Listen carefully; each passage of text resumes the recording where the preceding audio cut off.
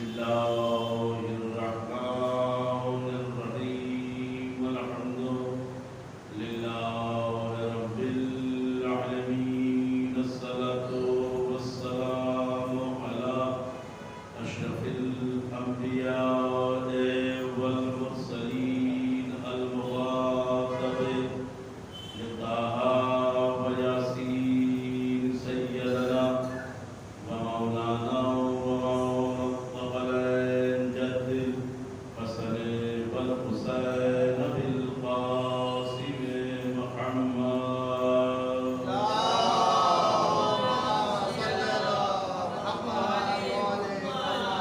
وعلى آله الطيبين الطاهرين المعصومين المظلومين ولعنة الله على أعدائهم وغاصب حقوقهم ومنكر فضائلهم ومصائبهم وولايتهم وإمامتهم وشجاعتهم وصفاوتهم وجلالتهم وجمالتهم وكمالتهم وعظمتهم وعطشهم أجمعين من الآن إلى قيام يوم الدين أما بعد فقد قالها تبارك وتعالى في القرآن المجيد والفرقان الحميد الله قوله الحق بسم الله الرحمن الرحيم يوم ندعو كل أناس بإمامهم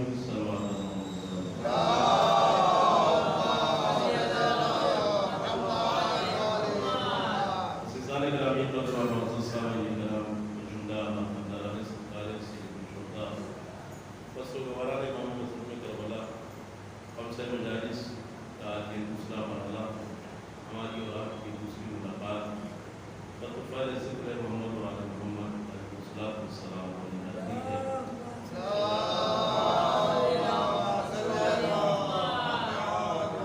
موضوع گفتگو ازران عالیہ میں موجود ہیں. میں نے کل یہ عرض کیا تھا کہ اللہ نے قرآن میں یہ اعلان کر دیا ہے کہ قیامت کے دن ہر انسان کو اس کے امام کے ساتھ ملایا جائے گا. اللہ نے لفظ انسان کو استعمال کیا ہے. اس کا مطلب یہ ہے کہ دنیا کی ہر قوم، دنیا کے ہر مذہب، دنیا کے ہر مسلک کے لیے امام کا ضرور. امامت کا تعلق صرف مسلمانوں سے نہیں بلکہ امامت کا تعلق پورے عالم بشریت سے. یہ میں نے کل کی مجلس میں عرض کیا تھا اور یہ بھی میں نے کہا تھا کہ امام ہونے کے لیے شرائط کا کیا ہونے چاہیے. ہمارے وہاں چاہے نبوت ہو یا امامت ہو، دونوں کے لیے شرطیں ہوتی ہیں. نہ ہر کوئی نبی ہو سکتا ہے، نہ ہر کوئی امام ہو سکتا ہے. توجہ. اور نہ ہی اللہ نے کسی کو یہ اختیار دیا ہے کہ وہ نبی بنائے یا کوئی امام بنائے. امام اور نبی دونوں اللہ کی طرف سے آتے ہیں. یہ مکتب تشیع کا عقیدہ ہے اور یہی ہمارا مبدا ہے اور یہی ہماری اصل اور اصول ہے. یعنی ہم نبی کو بھی مانتے ہیں، اسے مانتے ہیں کہ وہ اللہ کی طرف سے نبی بن کے آیا. امام بھی ہم اسی کو مانتے ہیں جو اللہ کی طرف سے امام بنا کر بھیجا گیا. اور اس کے لیے میں قرآن میں ایک دلیل دیتا ہوں کہ جس سے یہ ثابت ہوگا کہ نبی امام نبی بھی نہیں بنا سکتا. توجہ. ایک عام آدمی کی بات قبول کی ہے، امام ایک نبی بھی نہیں بنا سکتا ہے. اللہ نے قرآن میں ایک نبی کو خطاب کرتے ہوئے اعلان کیا کہ انی جاعلک للناس اماما، اے ابراہیم میں نے تمہیں لوگوں کا امام بنایا. اللہ کا یہ کہنا کہ میں نے تمہیں لوگوں کا امام بنایا اس بات کی دلیل ہے کہ امام اللہ بناتا ہے. سبحان محمد والے محمد.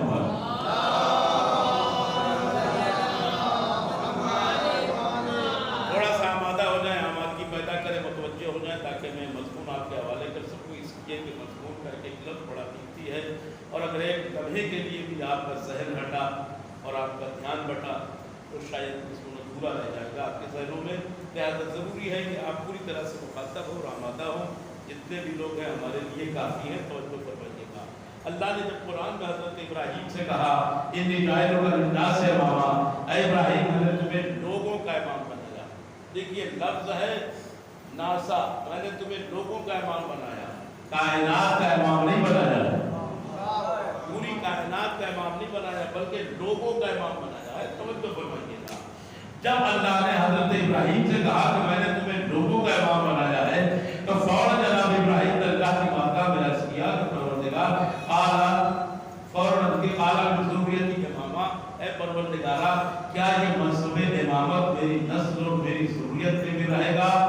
آواز آئی قالا لا ینال عہد الظالمین، اے ابراہیم یہ منصب اور یہ عہدہ کبھی ظالموں کے حصے میں نہیں آ سکتا۔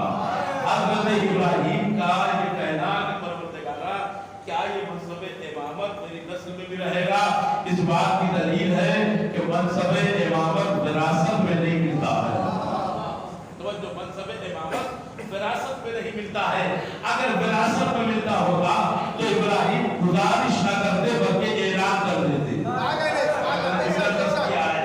اگر وراثت میں منصب امامت ملتا ہوتا تو حضرت ابراہیم اپنے بعد کے ہونے والے امام کا اعلان کر دیتے کہ میرے بعد میرا فلاں بیٹا امام ہوگا، لیکن یہ نہیں کہا بلکہ کیا کہا پروردگار کیا میری نسل میں بھی یہ منصب امامت رہے گا؟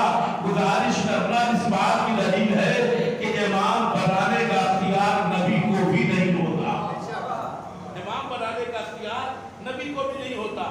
تو بھائی جو لوگوں کا امام ہے جب وہ خود امام نہیں بنا سکتا تو پھر لوگ کہاں سے امام بنا سکتے ہیں؟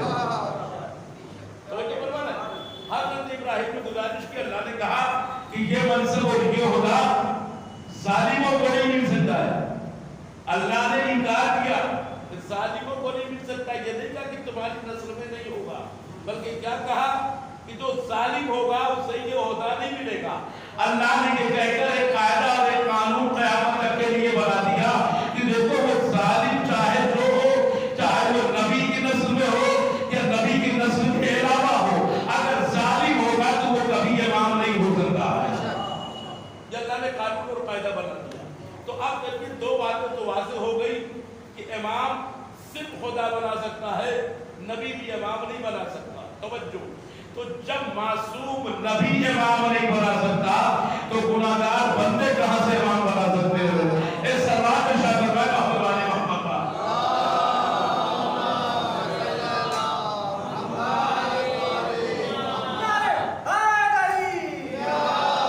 دیکھیے بڑا اہم مرحلہ ہے، مسئلہ جو امامت ہے بڑا اہم مرحلہ ہے، بڑا سنگین مرحلہ ہے۔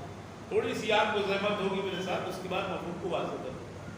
اللہ نے یہ اختیار اپنے ہاتھ میں رکھا، نہ انبیاء کو دیا اور نہ ہی لوگوں کو یہ اختیار دیا کہ وہ امام بنائے۔ اس کی وجہ یہ ہے کہ اگر لوگ امام بنائیں گے تو اپنے جیسا امام بنائیں گے۔ اب اس سے بھی بڑا جملہ آپ کی سماعتوں کی نظر کر رہا ہوں، اگر لوگ امام بنائیں گے تو اپنے جیسا امام بنائیں گے۔ ارے جسے لوگوں نے بنایا نہیں اسے تو اپنے جیسا کہہ دیا۔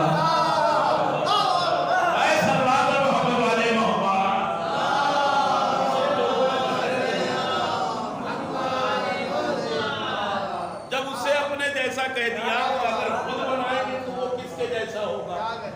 اندازہ ہو رہا ہے آپ کو؟ تو امام کے لیے میں نے چند شرطیں کر کے مجلس کو بیان کی تھی۔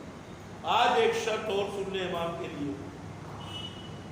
امام کے لیے عالم کل کا ہونا ضروری ہے اور پورے عالم پر صاحب اختیار ہونا بھی ضروری ہے۔ توجہ، یا کم از کم وہ جس چیز کا امام ہے اس پر تو اسے اختیار ہونا چاہیے۔ دوسری شرط یہ ہے کہ آپ سبھی حضرات نماز پڑھتے ہیں، آپ کے آگے ایک امام ہوتا ہے تو آپ کو نماز پڑھنا۔ شریعت کہتی ہے کہ اگر اس سے پہلے سجدے میں چلے گئے تو آپ کا سجدہ باطل ہے، اس سے پہلے رکوع میں چلے گئے تو آپ کا رکوع باطل ہے، یا پھر اتنی دیر لگا دی اس کے ساتھ رکوع میں جانے میں کہ جس سے ربط ٹوٹ جائے یا تسلسل ٹوٹ جائے تب بھی آپ کی نماز باطل ہے۔ یعنی نہ امام کے آگے جا سکتے ہیں نہ امام کے پیچھے رہ سکتے ہیں۔ اتنے پیچھے نہ رہ جائیں گے کہ ساتھ چھوٹ جائے، اتنے آگے نہ بڑھ جائیں گے کہ سرکش کہلانے لگیے۔ تو وہ شرط ہے۔ اب سمجھ میں آیا میدان حدید میں اسی لیے اللہ کے رسول نے جو پیچھے رہ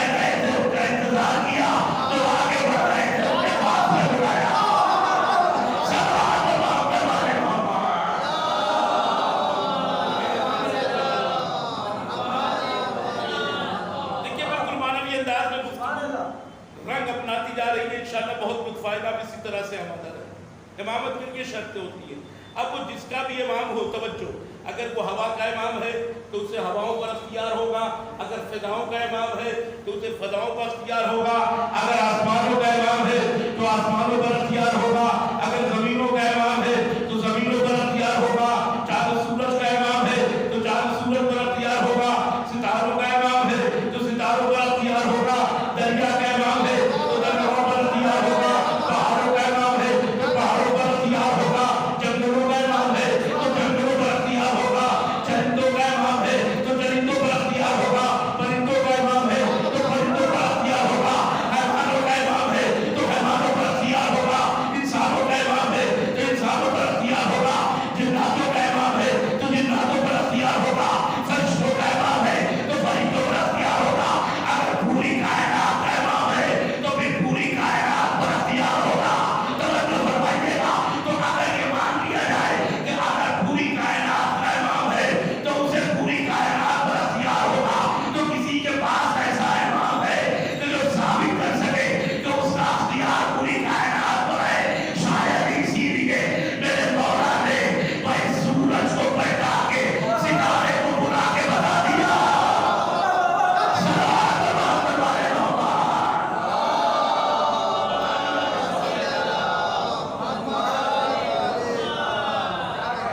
یار بتا دیا، سورج کو پلٹا کے ستارے کو بلا کے بتایا کہ دیکھو ہم ان کے امام ہیں، اگر امام نہ ہوتے تو ان پر ہمارا اختیار نہ ہوتا۔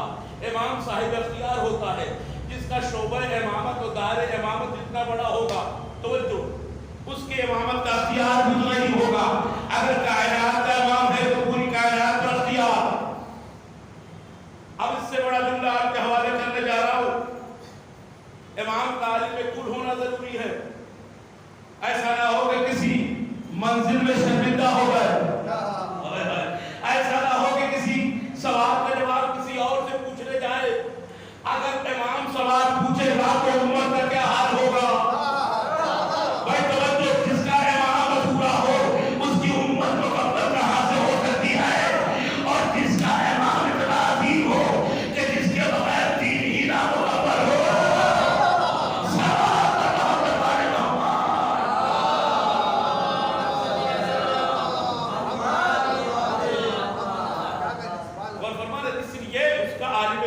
ضروری ہے۔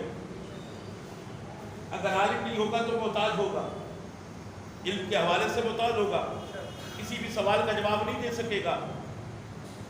اب بتاؤ عالم کل کون ہے کسی کے پاس، کسی قوم کے پاس، کسی مسلک کے پاس، کسی مذہب کے پاس، کسی مکتبہ فکر کے پاس عالم کل ہے؟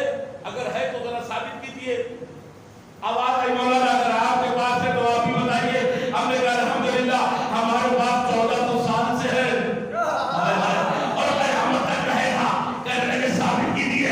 ہم نے کہا کہ جس نے منبر پر بیٹھ کر کے کہا ضروری ضروری قبل ما ضروری، پوچھ لو قبل اس کے کہ تم ہمیں بولو، میں زمین سے زیادہ آسمان کے راستے کو جانتا ہوں۔ جس نے دعوی ضروری کیا ہے وہ تمہارا نہیں ہمارا ہی تو امام ہے،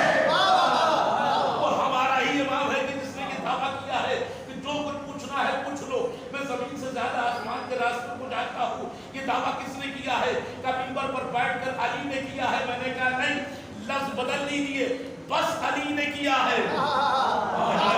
آپ نے جملے کا لفظ نہیں لیا، علی نے نہیں، بس علی نے ہی کیا ہے۔ میں نے یہ جملہ کیوں کہا؟ اس لیے کہ ہمارے 12 امام ہیں، سب کے سب علی ہے، توجہ، سب کے سب علی میں کل ہے، مگر یہ دعویٰ ہمارے کسی اور امام نے بھی نہیں کیا۔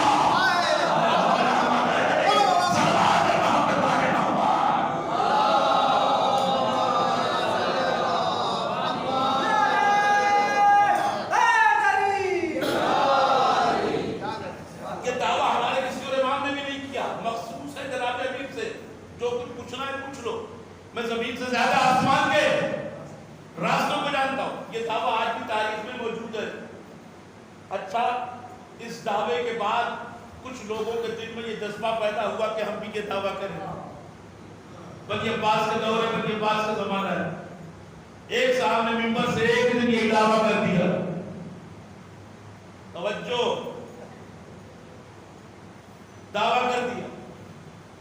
جب دعویٰ کیا تو ایک شخص کھڑا ہوا اور کھڑے ہو کر اس نے کہا یہ بتاؤ کہ زمین سے آسمان کا فاصلہ کتنا ہے؟ بغلیں جھانکنے لگے، خاموش ہو گئے۔ جب جواب نہ بن پڑا تو کہتے ہیں لگتا ہے تو میرا مخالف ہے۔ ابھی آپ بھی نے دعویٰ کیا پوچھ لو جو کچھ پوچھنا ہے، تو میں نے سوال کر لیا کہ زمین سے آسمان کا فاصلہ کتنا ہے، اب پریشان کیوں ہو رہے؟ جواب دے دو۔ اس کا جواب کل دیں گے، نہ کل آیا نہ وہ آئے۔ اس کے بعد ایک دوسرا بادشاہ آیا، اس کے بھی دل میں علی کے ہمسری کا جذبہ پیدا ہوا کہ اس دعوے کے ذریعے ہم بھی علی کے برابر ہو جائیں گے اور یہ خاصیت اور انفرادیت تاریخ سے ختم ہو جائے گی۔ یہ دعویٰ صرف علی نے کیا تھا، ہمارا بھی نام یہ دعویٰ کرنے والوں میں آ جائے گا۔ اس نے کہا کہ سنونی جیسی اس نے کہا، مجلس سے خاتون کھڑی ہوئی اور کھڑی ہو کے کہنے لگے ذرا یہ بتا دیجیے کہ حضرت سلیمان کے لشکر کو جس چونٹی نے آواز دی تھی وہ نر تھی یا مادہ؟ نر تھی یا مادہ؟ ان کو پسینہ آنے لگا۔ جب کوئی جواب نہ بن سکا تو کہنے لگے تو اپنے شوہر کی اجازت سے آئی ہے، اگر بغیر اجازت کے آئی ہے تو تجھ پہ لعنت، اور اگر اجازت سے آئی ہے تو تیرے شوہر پہ لعنت۔ اس خاتون نے بیٹھ کے کہا اگر میں اپنے شوہر کی اجازت کے بغیر نامحرموں میں آ جاؤں تو مجھ پہ لعنت، اور اگر کوئی جنگ جبل میں بغیر اجازت کے آ جائے۔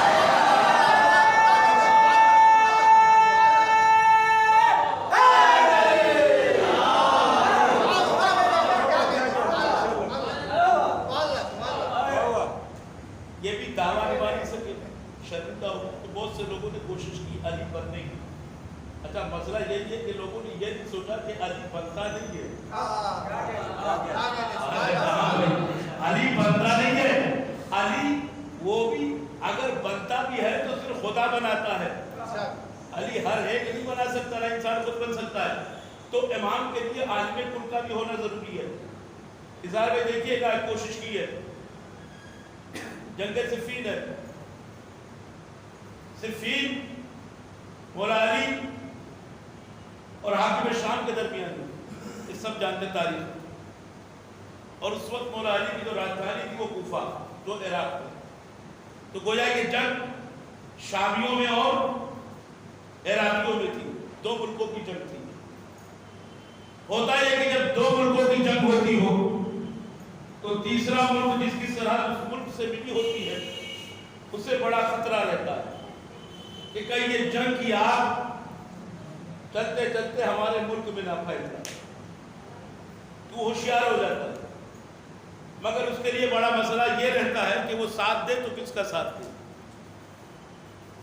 اور خطرہ اسے بھی ہے، تو وہ یہ دیکھتا ہے کہ ان دونوں میں سے حق پہ کون ہے۔ آپ نے جملے کا لطف نہیں کیا۔ آج کے سیاستداں ہوتے تو یہ دیکھتے کہ ان دونوں میں سے سب سے زیادہ پیسے والا کون ہے، کیونکہ آج کے ملکوں کو حق و باطل سے کوئی واسطہ نہیں ہے، انہیں پیسوں سے واسطہ ہے۔ اگر آج کے ملک ہوتے تو وہ یہ دیکھتے کہ ان میں سے کمزور کون ہے، طاقتور کون ہے، غریب کون ہے، مالدار کون ہے۔ مگر اس دور میں ایسا نہیں تھا۔ اس دور میں جو صاحبان ممالک تھے وہ دیکھا کرتے تھے کہ ان میں سے حق پہ کون ہے، باطل پہ کون ہے۔ تو اس وقت شام سے جس ملک کی سرحد ملی ہوئی تھی وہ ملک روم تھا۔ اب ان کے بادشاہ کو خبر ملی کہ شام و عراق میں جنگ ہو رہی ہے اور خطرہ ہے کہ یہ جنگ ہوتے ہوتے ہمارے ملک میں نہ پہنچ جائے۔ تو اب اس نے سوچا کہ ان میں سے کسی ایک کا ساتھ دینا چاہیے، مگر ساتھ دے تو کس کا دے، اس لیے کہ دونوں لڑنے والے مسلمان، دونوں ملک مسلمان ہیں۔ روم کا بادشاہ ہے عیسائی، وہ سوچ رہا ہے لڑنے والے مسلمان ہیں، میں ہوں عیسائی، یہ تو لڑنے پھر ایک ہو جائیں گے، ہم اکیلے ٹھہریں گے، دشمن کے دشمن رہ جائیں گے، تو کیوں نہ ہم صحیح اور غلط دیکھ کر فیصلہ کریں۔ تو اس نے یہ فیصلہ کیا جو حق پہ ہوگا ہم اسی کا ساتھ دیں گے، مگر حق پہ ہے کون یہ کیسے پتا چلے؟ تو اس نے اپنا ایک سفیر بلایا، اور سفیر بلانے کے بعد کہا تم جاؤ پہلے شام جاؤ اور جا کر پتا کرو کہ حق پہ کون ہے۔ تو اس نے کہا پتا کیسے کریں گے، کوئی پیمانہ تو چاہیے نا، کوئی معیار تو چاہیے کہ جس سے پتا لگایا جائے کہ کون حق پر ہے اور کون حق پر نہیں ہے۔ تو اس نے کہا گھبراؤ نہیں، میں چند سوالات دیتا ہوں، ان سوالوں کو لے کر جاؤ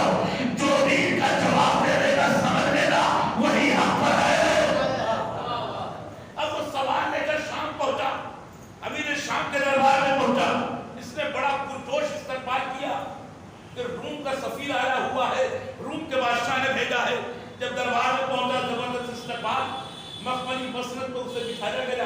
اس نے کہا کہ ابھی ہم کچھ کھائیں گے نہیں پیئیں گے نہیں, پہلے ہمارے چند سوالات کو اس کا جواب دے دیجیے. یہ تخت پر بیٹھے ہوئے تھے, انہوں نے کہا سوال بتائیے. اس نے پہلا سوال کیا کہ یہ بتائیے کہ مشرق سے مغرب تک کا فاصلہ کتنا ہے. ان کے پاس کوئی جواب نہیں تھا.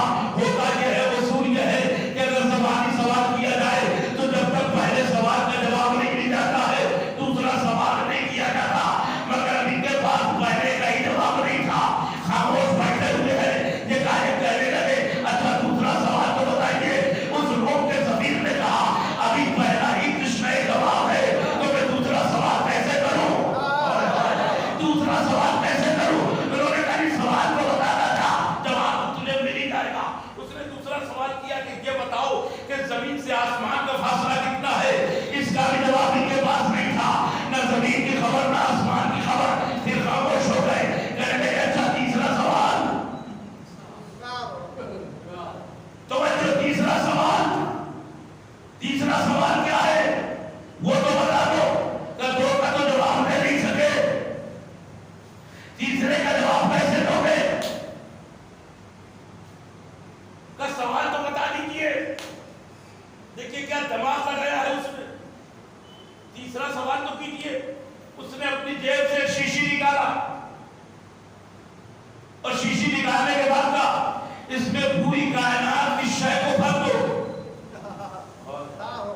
کائنات میں جتنی بھی چیزیں ہیں سب کو اس شیشی میں سمیٹ دو. یہ سنتے ہی ماتھے پر پسینہ آنے لگا. پوری کائنات کی شے کو ایک چھوٹی سی شیشی میں کیسے سموجا جا سکتا ہے. کہنے لگا تم پاگل ہو گئے ہو. کہ پاگل ہم نہیں ہوئے ہیں, پاگل تم ہو. ہم تو ہوش میں آئے. توجہ فرمائیے گا. یہ میرا تیسرا سوال, اس کا جواب دے دو. جب تینوں کا جواب نہ ملا, تینوں کا جواب نہ ملا تو کہنا ایسا ہے تم تھکے مارے اتنی دور سے آئے ہو, پہلے آرام کر لو, 3 دن کے بعد میں اس کا جواب دے دوں گا. اس نے کہا چلو ٹھیک ہے, تم نے 3 دن کی مہلت مانگی ہے, میں تمہیں 3 دن دے بھی دیتا ہوں. 3 دن کے بعد مجھے جواب دے دیجیے گا.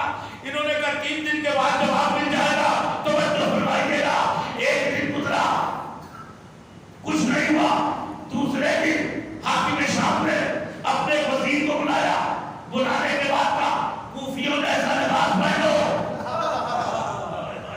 بھائی شامیوں کا لباس اتارو, کوفیوں کا لباس پہنو جیسا علی کا لشکر لباس پہنتا ہے, اور جاؤ کوفے میں علی کے بعد ان سوالوں کا جواب لے کر آ جاؤ. تو بچوں فرمائیے گا شامی لباس اتارا.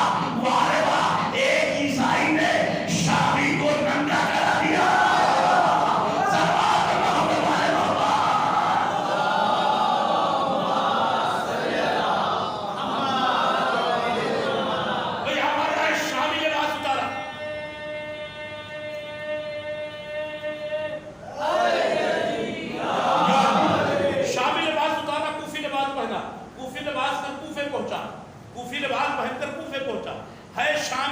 لباس ہے کوفی.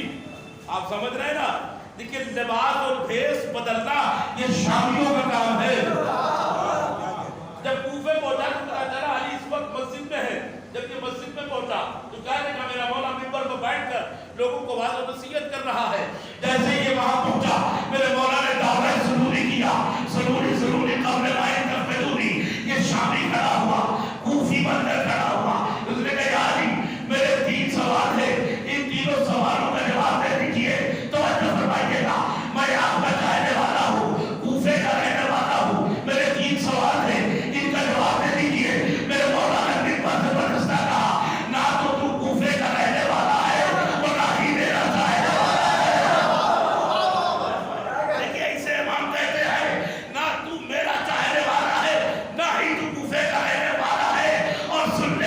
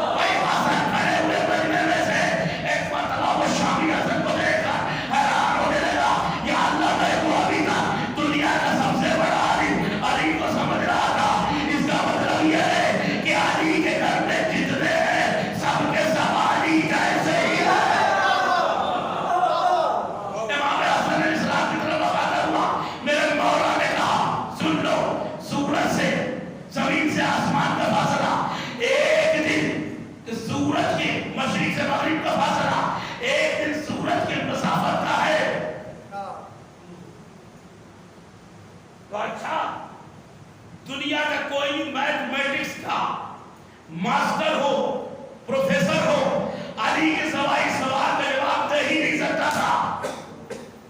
پھر اس نے کہا زمین سے آسمان کا فاصلہ، کہ جتنا مشرق و مغرب میں زمین و آسمان کا فاصلہ ہے. توجہ فرمائیے گا. اب پہلا سب سے تیسرا اور مشکل جو سوال ہے مجھے کہ شیشی میں پوری کائنات کو سمیٹنا ہے، وہ کیسے؟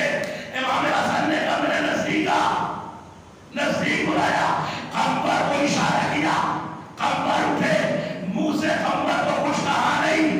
امام حسن علیہ السلام نے پھر اشارہ کیا. غلام کو تو ایسا کہ اشارے میں سمجھ گیا کہ میرا مولا چاہتا کیا ہے.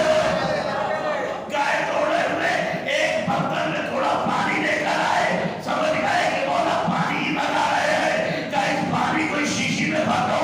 جب قمر نے بھر دیا تب امام حسن نے کہا میں پوری کائنات کو اس شیشی میں سمیٹ کر تیرے حوالے کر رہا ہوں. وہ عیسائی وہ شامی کھڑا ہو گیا اور کھڑا ہو کر کہنے لگا یہ کیسے ممکن ہے کہ یہ پوری کائنات ہو جائے؟ ایک شیشی میں چند قطرے پانی کے پوری کائنات کیسے بن سکتے ہیں؟ میرے مولا آقا حسن نے اپنے لبوں کو کھولا اور قرآن کی آیت پڑھی. وَجَعَلْنَا مِنَ الْمَاءِ كُلَّ شَيْءٍ حَيٍّ.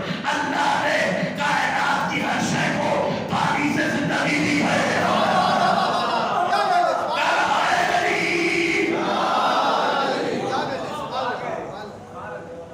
توجہ فرمانا نے کوئی بات پوچھ نہیں کہ اللہ نے کائنات کی ہر شے کو پانی سے زندگی دی ہے. دنیا کی کوئی بھی شے ایسی نہیں ہے جو پانی سے نہ بنی ہو. ہر شے کو اللہ نے پانی سے بنایا ہے. ہر شے کی بقا پانی سے ہے، ہر شے کا وجود پانی سے ہے. زمین پانی سے بنی ہے، آسمان پانی سے بنا ہے، ہوائیں پانی سے بنی ہے. تو جو پہاڑ پانی سے بنے ہیں، درخت پانی سے بنے ہیں، دشت پانی سے بنے ہیں، جبل پانی سے بنے ہیں، آسمان پانی سے بنا ہے، چاند و سورج ستارے سب پانی سے بنے ہیں. تو جو پوری کائنات میں جتنی بھی چیزیں ہیں سب میں سب پانی سے اللہ نے بنائی ہے. کوئی بھی شے ایسی نہیں ہے جو پانی سے نہ بنی ہو، اور ہر شے کی بقا پانی سے ہے. جب یہ جواب دے دیا نا میرے مولا نے، اب جناب امیر نے لوگوں کو کھولا کہ اب میں تمہیں بتاتا ہوں پانی کی اہمیت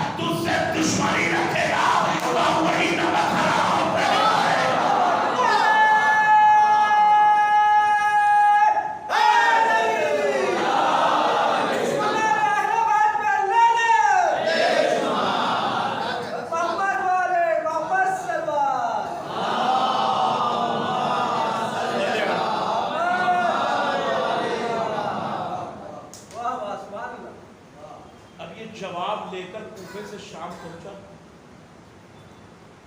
تیسرا دن پورا ہوا کیونکہ 3 دن کا وعدہ کیا تھا۔ تیسرا دن جب ہوا تو اس سفیر روم نے دربار میں آ کے پوچھا، حاکم تیسرا دن پورا ہو گیا، کیا جواب ملا؟ کہا جواب مل گیا۔ کہا کیا؟ کہا یہ جواب ہے۔ جب اس نے جواب سنا تو اس نے کہا یہ جواب تمہاری طرف سے تو نہیں ہو سکتا ہے، کاش میں جملے کا اگر لطف آپ لے سکے تو میں جملہ ادا کروں۔ اس نے کہا کہ یہ جواب تمہاری طرف سے تو نہیں ہو سکتا ہے۔ کہا کیوں؟ کہا اس لیے کہ جواب بتا رہا ہے کہ تمہارا نہیں ہے۔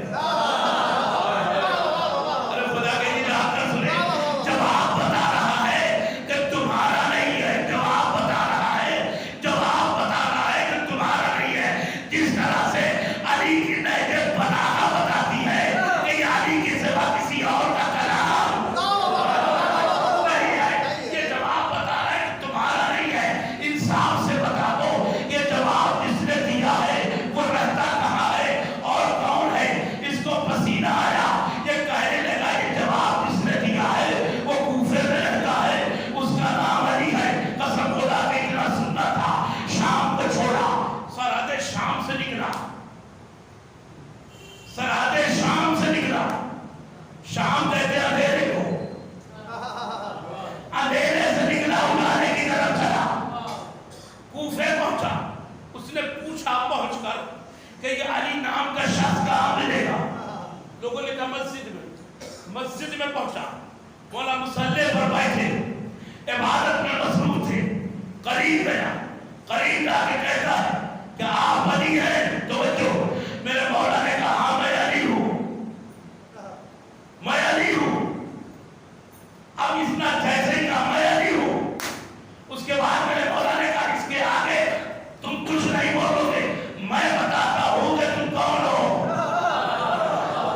بھائی تم روم کے رہنے والے ہو، شام سے ہو کر آئے ہو، 3 دن تم نے ہمارے دشمن کے پاس پیغام کیا ہے، اس سے تم نے سوال کیے تھے، اس کو جواب نہیں ملا، اس کا آدمی کوفی کے بعد میں یہاں آیا، میرے بیٹے سے جواب لے کر گیا، تو ان کے فرمائیے گا وہ جواب تم تک پہنچا، وہ جواب سن کر تم اس سے ملنے کے لیے یہاں آ گئے ہو، اور سنو تمہارا بادشاہ ہے بڑی بے قراری سے وہاں بیٹھ کر انتظار کر رہا ہے، جب جانا تو کہہ دے گا کہ 1 مہینے 10 دن کے بعد وہ مر جائے گا، اس کے بعد اس کا بیٹا، اس کا یہ نام ہے، وہ اس کی طرف سے بادشاہ ہوگا۔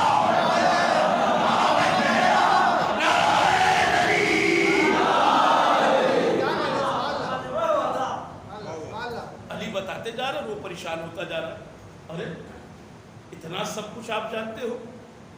کہ سنو، اس کائنات کی کوئی بھی شے ایسی نہیں ہے جو علی کے زیر اقتدار و اختیار نہ ہو۔ کائنات کی کوئی بھی شے ایسی نہیں ہے جو علی کے زیر اقتدار نہ ہو۔ کہتا یعنی میں تمہاری ان کو مان گیا، مگر ایک سوال اور ہے، اس کا جواب دے دو۔ ابھی بھی ایک سوال اس کے پاس بچا ہوا تھا۔ میرے مولا نے کہا دنیا کے ہر سوال کا جواب میرے پاس ہے، تمہارے سوالات ختم ہو جائیں گے، علی کا جواب ختم نہیں ہوگا۔ اب دیکھیں کتنا مشکل سوال ہے، دنیا کے بڑے بڑے ہائیسٹ جینیس اس سوال کا جواب نہیں دے سکتے۔ اگر میرا مولا نہ دیتا، عقلیں معاف ہو جاتی، ذہن مسلوب ہو جاتے، مفلوج ہو جاتے ہیں، صرف سوال سن کر ذہن سن ہو جاتا ہے۔ اس نے کہا میرا ایک سوال ہے۔ میرے مولا نے کہا کیا سوال ہے؟ کہا وہ کون سی شے ہے جو اللہ کی مخلوق نہیں؟ سوال کتنا ٹف ہے، کتنا مشکل ہے جواب جتنا بھی ممکن ہے دماغ کو چلاتے رہیے، جتنا بھی ممکن ہے دماغ کو چلاتے رہیے۔ چیلنج کر رہا ہوں، سوائے باب شہر علم نبوت کے دنیا کے کسی در سے اس سوال کا جواب نہیں ملے گا۔ پوری دنیا مل کر بھی چاہے تو اس سوال کا جواب نہیں دے سکتی ہے. سوائے علی کے، اس لیے کہ جو شے ہے وہ اللہ کی مخلوق ہے. یہ سوال کیا کر رہا ہے وہ کون سی شے ہے جو اللہ کی مخلوق نہیں ہے؟ اما اگر شے ہے تو پھر وہ مخلوق ہے. اگر شے ہے تو مخلوق ہے. مگر اس کا سوال کیا ہے وہ کون سی شے ہے جو اس کی مخلوق نہیں ہے؟ میرے مولا نے مسکراتے ہوئے کہا مجھے معلوم ہے تم عیسائی کتنے بڑے خبیث ہوتے ہو اور ہمیں یہ بھی پتا ہے کہ تم کہاں کہاں سے اللہ والوں کا امتحان لیتے ہو. تمہاری نسلوں میں یہ خاصیت پائی جاتی ہے کہ تمہارا کام صرف صاحبان ایمان کو پریشان کرنا ہوتا ہے. مگر سنو اللہ نے روح زمین پر ہمیں ایسے نہیں بھیجا ہے. اولین و آخرین تک کا سارا علم ہمارے دل میں سمیٹ کر پھر اللہ نے ہمیں اس روح زمین پر بھیجا ہے. ہم عالم کل ہے، کائنات کے ہر سوال کا جواب ہے. اب تک جتنے انسان پیدا ہو چکے ہیں ہم ان کا بھی علم رکھتے ہیں. جتنے قبروں میں جا چکے ہیں ان کا بھی علم رکھتے ہیں. جتنے پیدا ہونے والے ہیں ان کا بھی علم رکھتے ہیں. جتنے مرنے والے ہیں ان کا بھی علم رکھتے ہیں. جتنے کالے ہیں ان کا بھی علم رکھتے ہیں. جتنے گورے ہیں ان کا بھی علم رکھتے ہیں. جتنے جاہل ہیں ان کا بھی علم رکھتے ہیں. جتنے پڑھے لکھے ہیں ان کا بھی علم رکھتے ہیں. جتنے حلالی ہیں ان کا بھی علم رکھتے ہیں. جتنے غیر حلالی ہیں ان کا بھی علم رکھتے ہیں. جتنے غریب ہیں ان کا بھی علم رکھتے ہیں. جتنے امیر ہیں ان کا بھی علم رکھتے ہیں. جتنے چھوٹے ہیں ان کا بھی علم رکھتے ہیں. جتنے بڑے ہیں ان کا بھی علم رکھتے ہیں. جو زمین پر ہے ان کا بھی علم رکھتے ہیں. جو آسمان پر ہے ان کا بھی علم رکھتے ہیں. جو زمین میں ہے ان کا بھی علم رکھتے ہیں. جو آسمان میں ہے ان کا بھی علم رکھتے ہیں. چاند کا بھی رکھتے ہیں. سورج کا بھی رکھتے ہیں. ستاروں کا بھی رکھتے ہیں. آسمانوں کا بھی رکھتے ہیں. زمینوں کا بھی رکھتے ہیں. دریاؤں کا بھی رکھتے ہیں. پہاڑوں کا بھی رکھتے ہیں. گویا کہ پوری کائنات کا ہم علم رکھتے ہیں. تو یہ کہہ رہا ہے وہ کون سی شے ہے جو اللہ کی مخلوق نہیں ہے؟ میرے مولا نے فوراً آنکھوں میں آنکھیں ڈال کے کہا وہ کوئی اور شے نہیں بلکہ اللہ کی کتاب قرآن ہے.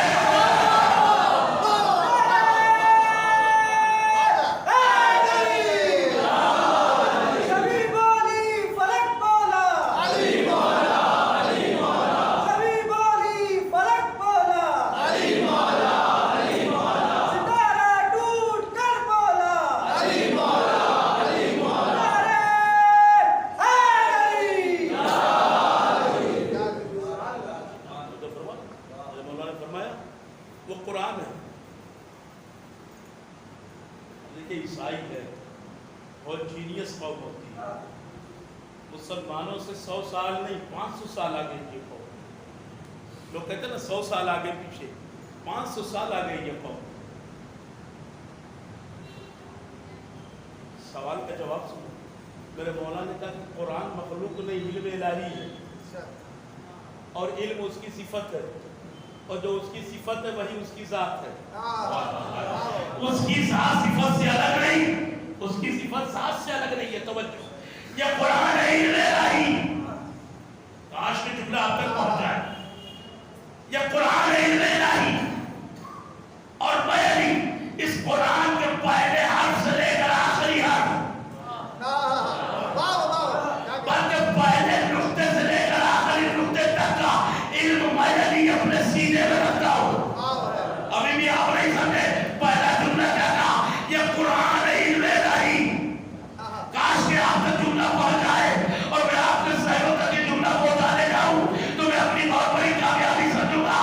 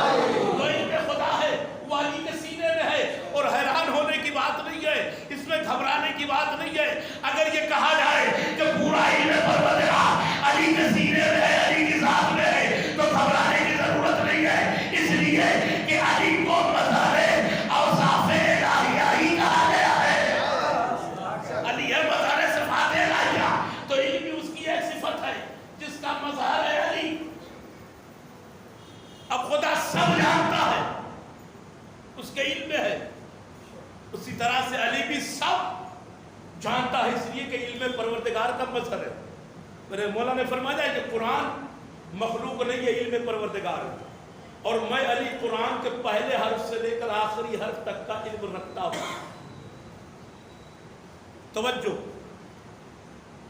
پہلے حرف سے لے کر آخری حرف تک کا علم مجھ علی کے پاس ہے۔ اب قرآن کا دعویٰ کیا؟ وَلَا رَتْبِ وَلَا يَابِسٍ إِلَّا فِي كِتَابٍ مُبِينٍ وَلَا أَصْغَرُ وَلَا أَكْبَرُ إِلَّا فِي كِتَابٍ مُبِينٍ۔ کائنات کی ہر چھوٹی سے چھوٹی شے، بڑی سے بڑی شے کا علم قرآن میں ہے۔ قرآن میں ہر خشک و تر کا علم موجود ہے، یعنی قرآن کائنات کے سارے علوم کا مقصد اور مظہر ہے۔ تو جب سارے علوم قرآن میں سمٹے ہوئے ہیں اور یہ قرآن علی میں سمٹا ہوا ہے، تو پھر یہ کہنا بچا ہوگا کہ کائنات کا سارا علم علی کے پاس ہے۔ توجہ فرمائیے گا، کائنات کا سارا علم علی کے پاس ہوگا۔ اب علی کے پاس جتنا بھی علم ہے وہ دیا ہوا کس کا ہے؟ کہ نبی کا دیا ہوا علم ہے۔ اس لیے کہ میرے مولا نے فرمایا ہے کہ نبی نے ہمیں علم کی ہزار کنجی عطا کی، مجھ علی نے ہر کنجی سے علم کے ہزار دروازے کھولے ہیں، یعنی سینہ محمد سے سینہ علی میں سارا علم منتقل ہوا ہے۔ تو سنو، علی جیسا دنیا میں آج تک کوئی عالم پیدا نہیں ہوا۔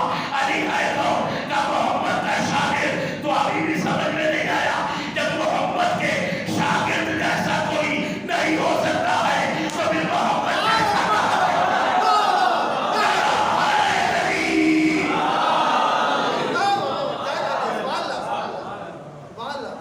سارا علم جو علی کے پاس ہے کس کا عطا کیا ہوا ہے؟ محمد کا عطا کیا ہے۔ جب علی جیسا کوئی نہ ہو سکا تو پھر محمد جیسا کہاں سے ہو جائے گا؟ توجہ فرمائیے، اولین و آخرین کے سارے علوم علی کے پاس ہیں، کائنات کے ایک ایک شے کا علم علی کے پاس ہے۔ اور لوگ پریشان ہوتے ہیں یہ سن کر کے ایک رکعت میں پیر رکھتے تھے تو قرآن شروع کرتے تھے، اور دوسرے میں رکھتے رکھتے یاسین بھائی ختم کر دیتے۔ لوگ کہتے ہیں یہ کیسے ممکن ہے؟ ذرا سوچے، قرآن میں 6666 آیتیں ہیں، 114 سورے، 30 پارے ہیں قرآن کی۔ ایک رکعت میں پیر رکھا، قرآن شروع کیا، دوسرے میں رکھتے رکھتے ختم۔ اظہار بھائی مقام حیرت ہے، دنیا پریشانی، یہ کیسے؟ آپ بھی سوچ رہے ہوں گے کہ کیسے ہوتا؟ یہی سوال میرے چوتھے امام سے کیا گیا کہ مولا، ایک سوال ہی نہیں، سوال کے مولا میں نے سنا ہے آپ کے جد حضرت علی ابن ابی طالب ایک رکعت میں پیر رکھتے تھے تو قرآن شروع کرتے، دوسرے میں رکھتے رکھتے قرآن کو ختم کر دیتے۔ مولا یقین نہیں آ رہا ہے کہ یہ کیسے ہوگا۔ میرے مولا نے اشارہ کیا اپنی طرف، اور کہا غور سے دیکھ اور غور سے سن۔ جب وہ امام کے چہرے کی طرف دیکھنے لگا، امام نے خود کو اشارہ کیا، جیسے اشارہ کیا امام کے جسم کے ہر حصے سے قرآن کی صدا آنے لگی۔ قرآن کے امام کے جسم کے ہر حصے سے تلاوت قرآن کی صدا آنے لگی۔ چند لمحے میں قرآن کی آخری آیت آ گئی، توجہ، اور پورا قرآن ختم ہو گیا۔ کیا سمجھ میں آیا؟ میرے جد امجد قرآن کو کیسے ختم کرتے تھے؟ جیسے میں نے ابھی ختم کیا ہے۔ سن لے، جب پوتے میں یہ کمال ہو سکتا ہے تو پھر علی کو میرا کہنا ہے۔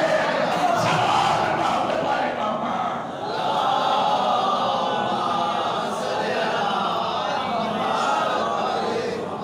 پورے جسم سے تلاوت قرآن کی صدا آنے لگی۔ پریشان ہو گیا، کیا میرے دادا ایسے قرآن کو ختم کرتے؟ تو ان کے جتنے بھی مسائل تھے وہ سب علی نے سلجھائے، اور امام امت کے لیے ضروری ہے کہ وہ عالم کل ہو۔ عالم کل کیوں ہو؟ عالم کل اس لیے ہو کہ وہ قوم کا رہنما اور رہبر ہے، اور اگر رہنما ہی راستہ پوچھے گا تو پھر کارواں کا کیا عالم ہوگا، ہے نا؟ پھر قافلے کا کیا عالم ہوگا؟ اگر میر کارواں ہی لوگوں سے راستہ پوچھے تو پھر وہ قافلے کو منزل تک کیسے پہنچائے گا؟ اس لیے جو میر کارواں ہو، جو امام امت ہو، اس کے پاس کائنات کا سارا علم ہونا چاہیے۔ تو یہ تیسری چیز ہو گئی کہ امام کا عالم کل ہونا چاہیے۔ آج کی مجلس کا آخری گوشہ ہے، آخری کڑی ہے، اس کے بعد انشاءاللہ کل سے سنیے گا۔ تیسری چیز یہ ہے کہ امامت اسلام کے محافظ کا نام ہے۔ کیا مطلب ہے؟ امام ہوتا ہے کل دین کا محافظ۔ اچھا، یہ جو صفت ہے محافظ والی، اس کے لیے دو چیزیں ضروری ہوتی ہیں۔ اس کے لیے سب سے پہلی چیز ہے بہادر ہونا۔ جو بہادر ہوگا وہی محافظ ہوگا۔ دوسرے صاحب ایمان ہونا، اس لیے کہ اگر ایماندار ہوگا تبھی خود ہی خزانے کی حفاظت کر سکے گا، اگر بے ایمان ہوگا تو وہ خود ہی ختم کر دے گا، ہے نا؟ تو دو چیزیں ہونی چاہیے، ایک تو ایماندار ہونا اور دوسرے بہادر اور طاقتور ہونا، تبھی وہ محافظت کر سکتا ہے۔ اللہ نے علی کو دونوں چیزیں عطا کی، ایمان کے اعتبار سے کل ایمان بنایا، طاقت کے اعتبار سے لافقہ بنایا۔ ایمان کے اعتبار سے علی کے جیسا کوئی نہیں، طاقت کے اعتبار سے بھی علی کے جیسا کوئی نہیں۔ اللہ نے علی کو بنایا ہے اسلام کی عمارت کا محافظ، جس میں آدم سے لے کر خاتم تک کی محنتوں کا نتیجہ رکھا ہوا ہے، جس میں نماز جیسا خزانہ ہے، روزے جیسا موتی بھی ہے، دین کی ساری قیمتی چیزیں اسلام کی عمارت میں رکھی ہوئی ہے۔ اللہ نے علی کو محافظ بنا کر وہاں بٹھا دیا ہے۔ اب جو دین کے چرانے والے چور ہیں،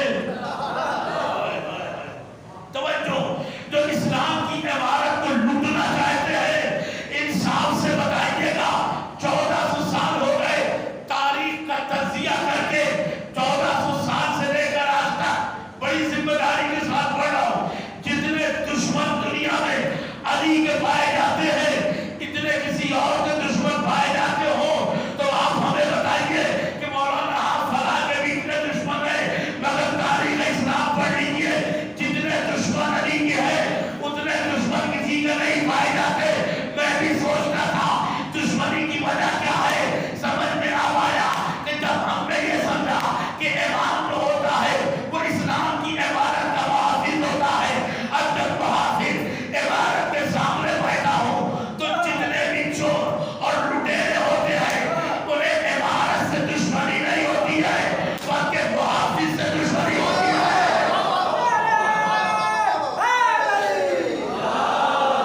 توجہ فرمائیے گا، نتیجہ آپ کے حوالے کرتا ہوں، انہیں دشمنی کس سے ہوتی ہے؟ محافظ سے ہوتی ہے، اس لیے کہ محافظ وہاں تک پہنچنے نہیں دیتا، محافظ وہاں تک پہنچنے نہیں دیتا۔ اب جب پہنچ نہیں پاتے ہیں تو اب دشمنی محافظ سے، دشمنی محافظ کے بیٹوں سے، دشمنی محافظ کے گھر والوں سے۔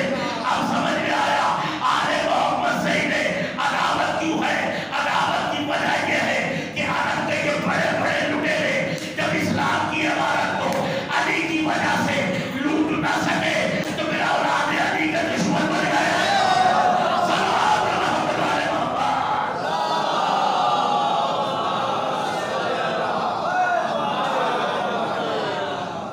دشمن بن گئے اسی لیے کہ علی نے لوٹنے نہیں دیا اسلام کو، نہیں تو یہ لوٹ ڈالتے۔ توجہ فرما رہا، تو محافظ کے دشمن ہوتے کہ کب ہٹے، کب یہ یہاں سے جائے اور ہمیں لوٹنے کا موقع ملے۔ اس لیے اللہ نے آج تک اسلام کی عمارت پر ایک علی کو بٹھا کے رکھا ہے جو انہیں لوٹنے نہیں دے رہا ہے۔ توجہ فرمائیے گا، تو امام ہوتا ہے محافظ دین کا، شریعت کا، اسلام کا، قرآن کا، اور یہ محافظ ہے۔ آخری جملہ ہے جو میں تمام کر رہا ہوں، امام کو نبوت کی سپر کہا گیا ہے۔ سپر کا مطلب یہ کہ جتنے بھی حملے نبوت پر ہوں گے ان سارے حملوں کو جو روکے گا وہ امام ہوگا۔ جتنے بھی حملے نبوت پر ہوں گے ان سب کو روکنے والے کو امام کہتے ہیں۔ نبوت اپنی حفاظت خود نہیں کرتی بلکہ امام اس کی حفاظت کرتا ہے۔ توجہ فرمائیے گا، تو جتنے بھی حملے نبوت پر ہوں گے ان سارے حملوں کو روکے گا کون؟ امام روکے گا نا. اور جب تک امام ہے نبوت تک کوئی پہنچ نہیں سکتا. اس لیے ہجرت کے بستر پر اللہ نے کسی امتی کو نہیں امام کو لٹایا. امام کو سلایا, امام کو لٹایا. کیوں؟ امام نبی کی صفت ہوتا ہے, محافظ ہوتا ہے. اب جہاں جہاں نبی ہوگا, جہاں جہاں نبی ہوگا وہاں وہاں محافظ ہوگا. اس لیے کہ صفت ہمیشہ ساتھ ہوتی ہے, محافظ ہمیشہ ساتھ ہوتا ہے. ایک لمحے کے لیے بھی محافظ الگ نہیں ہوتا. اس لیے کہ اگر محافظ الگ ہو جائے گا تو پھر نبوت کے لیے خطرہ بڑھ جائے گا. اس لیے اللہ نے اول روز سے لے کر آخری روز تک امام کو نبوت کے ساتھ ساتھ رکھا.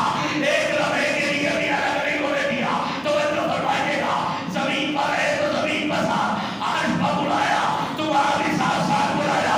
امامت کو نبوت سے ایک لمحے کے لیے جدا نہیں ہونے دیا. تو میری سمجھ میں نہیں آتا جب امامت ایک لمحے کے لیے نبوت سے کبھی جدا نہیں ہو سکتی تو مسلمانوں بتاؤ اذان میں تم نے امامت کو نبوت سے جدا